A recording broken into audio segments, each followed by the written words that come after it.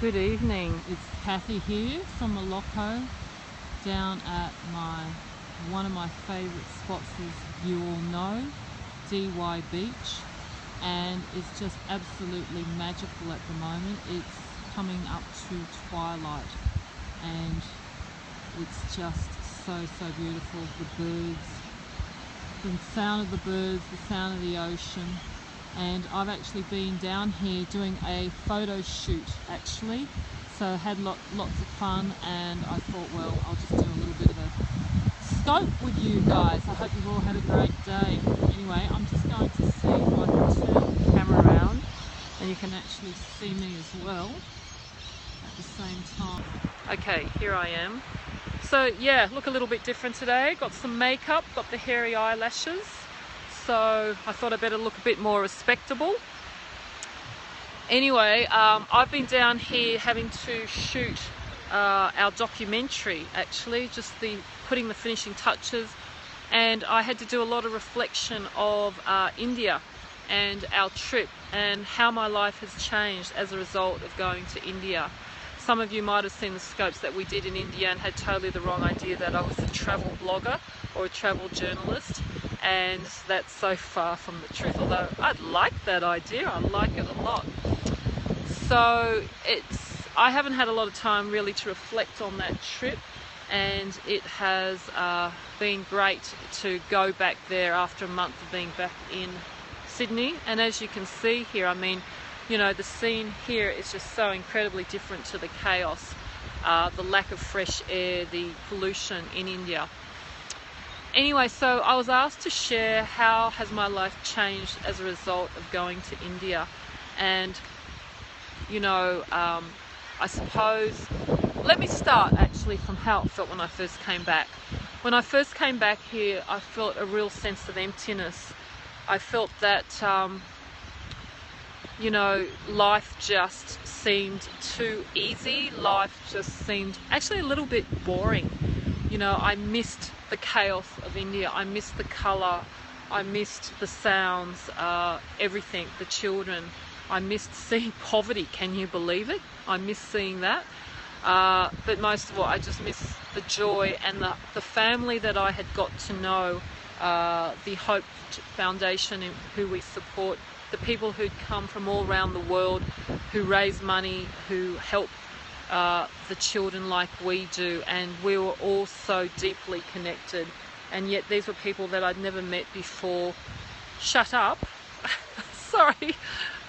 Would you rather just see the ocean view? I'm sorry, but I'm going to keep talking so you can tune out. You don't have to listen to me.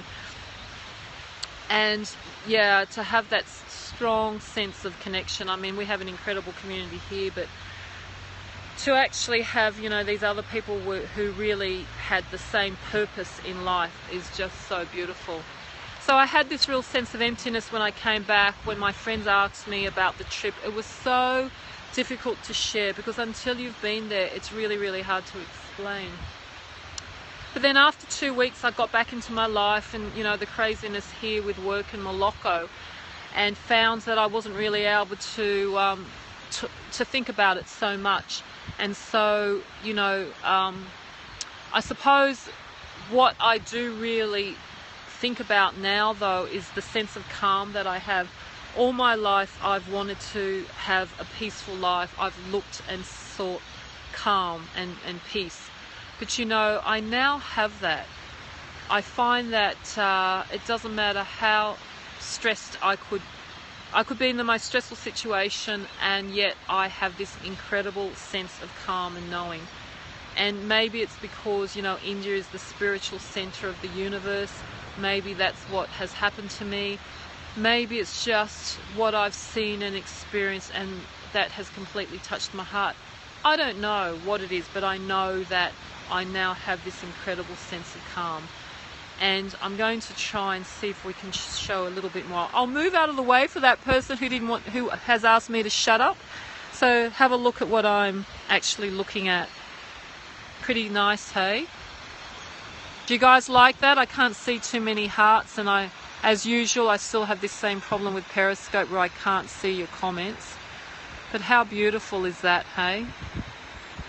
Yeah, I almost, you know, sometimes feel guilty that I have this incredible, beautiful place that I live in, particularly with, you know, what I saw over in India. But I suppose the other insight I have is I talk about poverty a lot because that's what we're working in. And, you know, I've often felt extremely overwhelmed about poverty and how could I make a difference. But I know how easy it is to make a difference.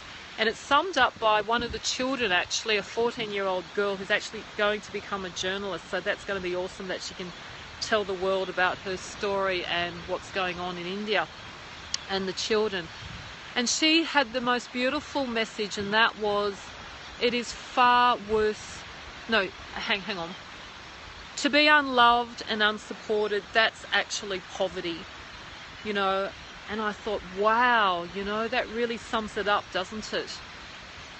You know, there's so many people that I know who have everything in this world, and yet they are so unhappy and they feel so lonely. And I'd also ask you, you know, at this time of year with Christmas coming, it's a beautiful time for so many of us, but it is a really sad time for so many people.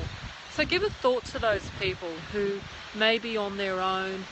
You know, what could you do to put a smile on their face? Could you invite them over to your Christmas meal? I know that in the past we've had a lot of orphans in our house. We've always had a table of about 20 people, including our own family. This year it's a bit quieter. We don't have any orphans. If there are any orphans in DY, get in touch. You're quite welcome to come and spend Christmas lunch and dinner with my family. The table, there's plenty of room around the table. So that's what I've been doing today. Do you like my glamorous look, my hairy eyelashes, which I can't see out of? It feels really weird wearing false eyelashes. So I thought I'd better scrub up a little bit better. I still have those Samsonites. Unfortunately, no makeup seems to be able to get rid of those. And so it's nice to actually feel a little bit more of a girl today. So I'm going to go home now and go see my husband, see what he thinks about my makeup and my hairy eyelashes.